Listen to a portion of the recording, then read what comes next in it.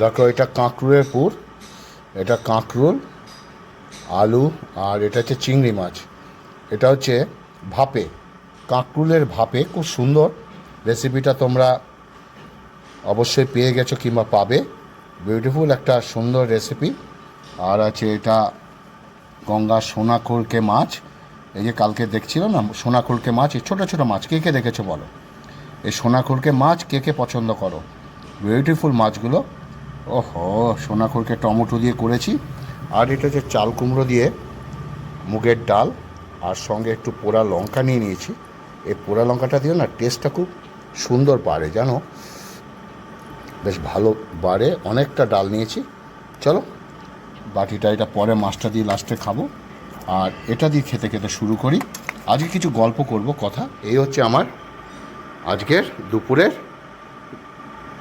বলো তো, আহার, যেটাকে বলি লাঞ্চ। ওকে, চলো প্রথমে ডালটা দিয়ে মাখি। আর দেখে নিলে আজকে সমস্ত কিছু। আজ একটা গল্প বলছি খেতে খেতে, হ্যাঁ, ভালো লাগবে গল্পটা শুনতে। আহা, আগে একটু মুখে দিই। এই গল্পটার অনেক মানে আছে, ঠিক আছে? গল্পটা যারা প্রথমে আমার লাইভে ছিলে, প্রথম থেকে যারা ভিডিও দেখেছো, তারা এই গল্পটা জানো। সেটা হচ্ছে, একটু মুখে দিই।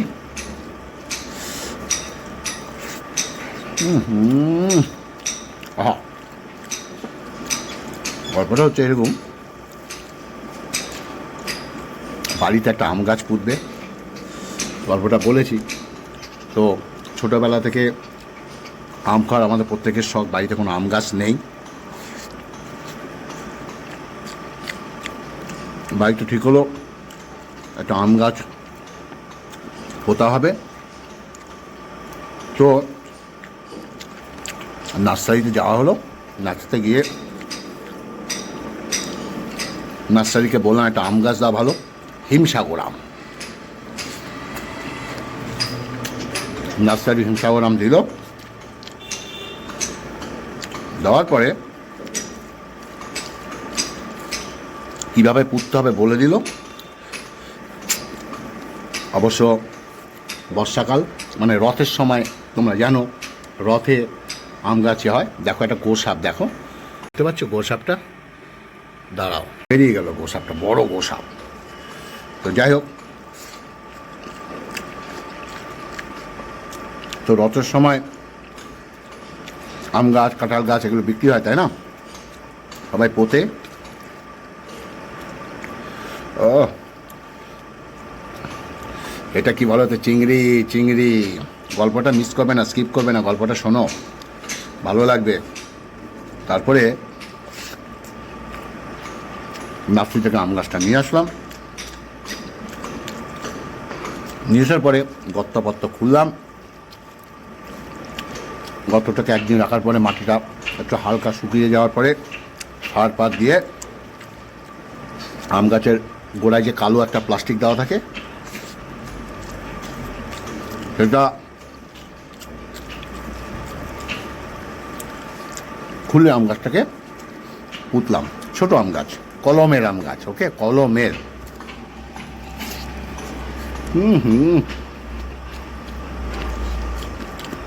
ঠিক আছে। ও, কাকরুলটা খাওয়া হয়ে গেছে। এখন এই যে গঙ্গার মাছ, এটা দিয়ে খাবো সোনাখোরকে, সোনাখোরকে। ওকে, তারপরে গাছটা যখন বাড়িতে পুঁতলাম, গাছটা পোতার পর যত্ন নিচ্ছি, যত্ন নিচ্ছি, যত্ন নিচ্ছি। যত্ন নেওয়ার পরে গাছ বড় হচ্ছে। 1 বছর হয়ে গেল, 2 বছর হয়ে গেল, 3 বছর হয়ে গেল। সবার গাছে মুকুল এসেছে, আমাদের গাছে আর মুকুল আসছে না। নার্সারিতে গেলাম, নার্সারিওয়ালা বললো না না, মুকুল হবেই। ভালো কথা। 3 বছরের মাথায় হলো না, 4 বছরের মাথায় আম গাছে মুকুল আসলো। ঠিক আছে। হেভি খাচ্ছি গো, সোনাখোলকে মাছ। আহা, কে কে ভালোবাসো বলবে। তারপরে মুকুল আসার পরে স্প্রে দিলাম যাতে সব কটা আম হয়। স্প্রে দেওয়ার পরে আমের গুটি আসলো, আমের গুটিও আস্তে আস্তে বড় হচ্ছে, যাতে গুটি না পড়ে যায় তার জন্য আবার একটা স্প্রে করলাম।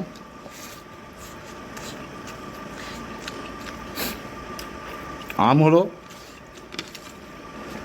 মানে এটা আম গাছ লাগানোর 4 বছর পরের ঘটনা বলছি। আম হলো, আম বড় হচ্ছে বড় হচ্ছে, আম বড় হচ্ছে বড় হচ্ছে, আম তো বড়ই হচ্ছে, তাই না? সবার আম পেকে যাচ্ছে, আমাদের গাছের আম আর পাকছে না। পরে বোঝা গেল, আমি নার্সারিতে গিয়ে বলেছিলাম হিমসাগর আম দিতে, সে কী করলো, আমাকে ফজলি আম দিয়ে দিয়েছে। আর ফজলি আম তো কল্যাণীতে হয় না, এটা নর্থ বেঙ্গলের সাইডে ভালো হয়। তারপরে এটা নিয়ে বাড়িতে আলোচনা করছিলাম, দেখো একটা ফল, একটা আম গাছকে আম হওয়া নিয়ে আমাকে অপেক্ষা করতে হয়েছে ফল পাওয়ার জন্য 3টে বছর, মানে 4 বছর গাছটা পোতার পরে আমাকে অপেক্ষা করতে হয়েছে। তারপরে ফল হওয়ার পরে চিনতে পারলাম যে ওটা হিমসাগর ছিল না, তাই না? দোষটা কার? দোষটা নিশ্চয়ই নার্সারি আমাকে ঠকিয়েছে, আমি বিশ্বাস করে নিয়ে এসেছি। তো যারা নতুন বিয়ে থা করে ঘটককে দিয়ে বা যেসব ম্যাট্রিমনি আছে এই থ্রুতে বিয়ে করার পরে কী হয়, কিছুদিন বাদে তখন একে অপরকে চিনতে পারে।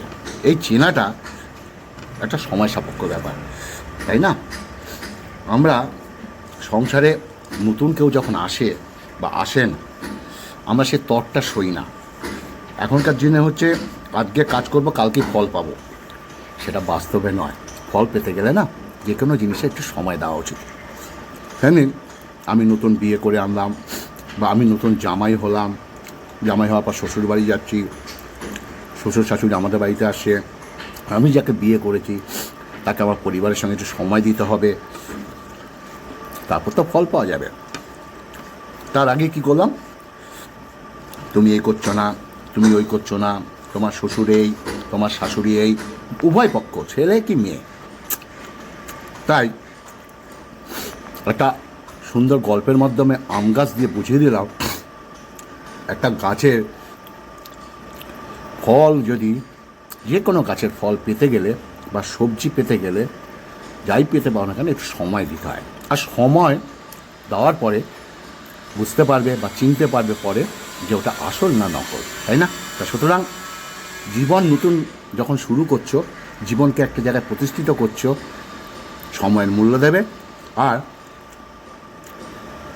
সময়কে গুরুত্ব দেবে, তাহলেই দেখবে সমস্ত কিছু তোমার সামনে জল করে চলে আসে। আজকে খুব সুন্দর ভিডিও একটা তৈরি করলাম, খেতে খেতে খাওয়া শেষ, সবই শেষ। আর বলো আজকের ভিডিওটি কেমন হলো, অবশ্যই বলবে। ভালো থাকবে, সুস্থ থাকবে, এরকম ভিডিও প্রায় আমি নিয়ে আসছি। নমস্কার, গল্পের মাধ্যমে, ওকে?